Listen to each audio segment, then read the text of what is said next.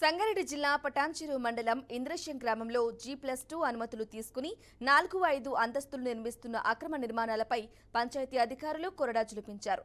అక్రమ నిర్మాణాలు చేపట్టిన వారు ఎంతటి వారైనా ఉపేక్షించేది లేదని గ్రామ కార్యదర్శి సుభాష్ తెలిపారు.